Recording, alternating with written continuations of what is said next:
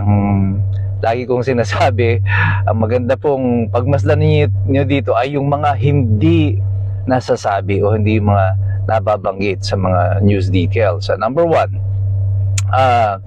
ang tanong dyan ng iba, kung totoong hawak ni Congressman Levice ang affidavit na ito ni Adrian Bersamin na nagsasabi na may partisipasyon nga si BBM, bakit hindi siya ang naglabas nito? Bakit sina Congressman Tino?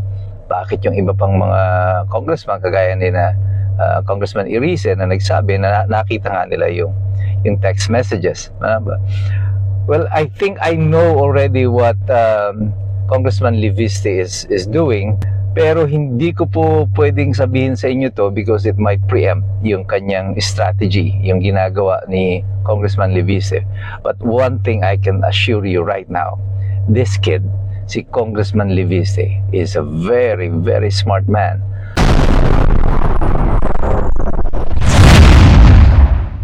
Kanina lang ginula tayo ng isang balita na lumabas na ito daw si Undersecretary Adrian Bersamin ay nagbahagi ng text conversation between him and BBM to confirm na si BBM ay may partisipasyon dito sa bilyong-bilyong pisong pagnanakaw ng flood control project.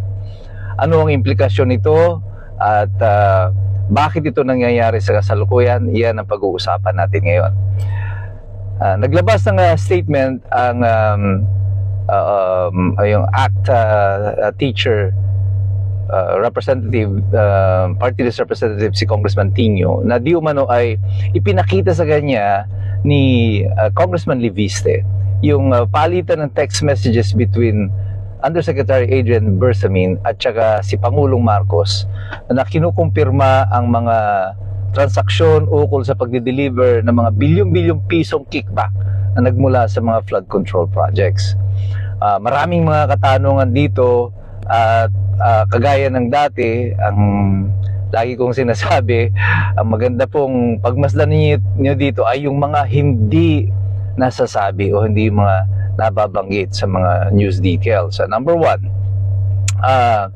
ang tanong dyan ng iba, kung totoong hawak ni Congressman Levice ang affidavit na ito ni Adrian Bersamin na nagsasabi na may partisipasyon nga si BBM, bakit hindi siya ang naglabas nito? Bakit sina Congressman Tino?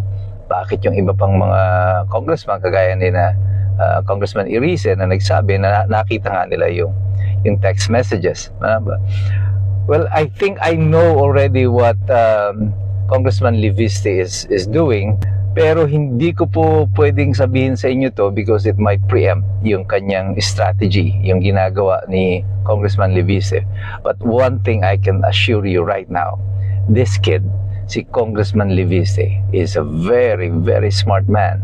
Matalino itong si Congressman Levice and he knows exactly what he's doing. And right now, hindi ko pwedeng sabihin sa inyo because it might preempt yung kanyang strategy, but I'm so glad that he's doing it right now and I understand perfectly why he is doing it the way that he is doing it. O bakit ganito ang ginagawa niya. Ang ikalawa na pag-usapan natin yan, siguro kung totoo man na ginawa ito ni Undersecretary Bersamin, bakit niya ginawa ito? Bakit siya magsusumbong kay Congressman Levice?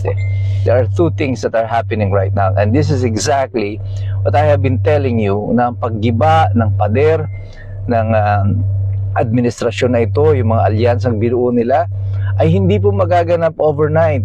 Unti-unti po yang magka-crack and the cracks are showing and then they are getting bigger. Bakit magsasalita si Bersamin kung siya man ay nagsalita? Ang unang dahilan niyan ay wala na siyang tiwala sa administrasyon ni Marcos na sila ay mapoproteksyonan sapagkat nakikita nila na patuloy ang kanyang paghina and it appears to them that his fall is inevitable. At pag bumagsak si Marcos, sila ang mga huling matuturo, ang unang mga matuturo rather, na may pananagutan. Kasi itong sinasabi ni Ping Lacson noon na si Bersamin daw, si Adrian Bersamin at saka si Executive Secretary former Justice Bersamin ang mga tumanggap ng kickback. Now it appears na pag bumagsak si Marcos, At iyon ang huling statement na susundan, yung statement ni Ping Lacson, sila ang mananagot dito. Ang pagsasalita ni Bersamin ay pagpapakita sa ating lahat ng katotohanan ng sinasabi ko na eto na yung paghina ng presidente. When he becomes a lame duck president, people will abandon him. And they are abandoning him already one by one. Isa-isa po nagsisikalas ito kasi alam nila, malinaw na hindi sila po proteksyonan ni Marcos dahil doon sa ginawa nila Ping Lacson na sila na yung itinuturo. Ikalawang dahilan nito, he is probably afraid for his life. Na natatakot siya na baka may mangyari sa kanya, baka mag-alakabral siya. And imbis na bigla na lamang siyang mawala, somebody should know about what he knows. So, ibinahagi niya na ito. And so, ang ginawa nitong si Bersamin is his assurance that he will probably stay alive or that he will be okay. At magagamit siyang testigo in the future. Which I think is also playing it smart. I think natuto na siya dito sa nangyari kay Yuse Cabral. And that's why ang ginamit niya na nilapitan niya ay somebody from the opposition and not from the administration itself. Well, whatever it may be, in the next few days, mas lalo pong lilinaw ito. Because if Adrian Bersamin has already spoken up, hindi malayo that former executive secretary, former Justice Bersamin, will also speak up. At pag nagsalita na yan, mas marami pang mga tao magsasalita. Ito yung sinasabi ko before, hindi naiintindihan nila Marcos yung ginagawa nila. Siguro dahil advice ito din ng kanyang mga political handlers, yung mga nag-acting ng mga presidente dyan sa Malacanang, na nagfi-feeling mga genius, na mga kriminal, na ang ginagawa nila ay mga strategiya na pang mafia, patahimikin lang, i-silence lang, magturo lang. So what they're trying to do is just to point to people. Nagtuturo na lang sila kung sino-sino without realizing that they are creating more and more enemies. Yung mga kaalyado nila, ginagawa nilang kaaway. Yung mga kaaway nila ay dati naman na talaga nilang kaaway at ilan lang dyan naman magiging mga kaibigan nila. But by destroying your own base, yung sarili mong base, at nilalagay mo yung sarili mo sa alanganin. And this is now Marcos administration paying the price for what they have done and what they have done against their enemies and against their own allies, yung mga sarili nilang mga kakampi.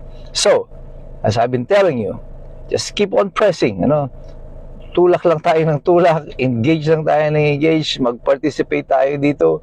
Huwag po kayong bibitaw dito. Huwag po kayong maniniwala yung mga sinasabi ng iba na walang saysayang ating partisipasyon, even in social media.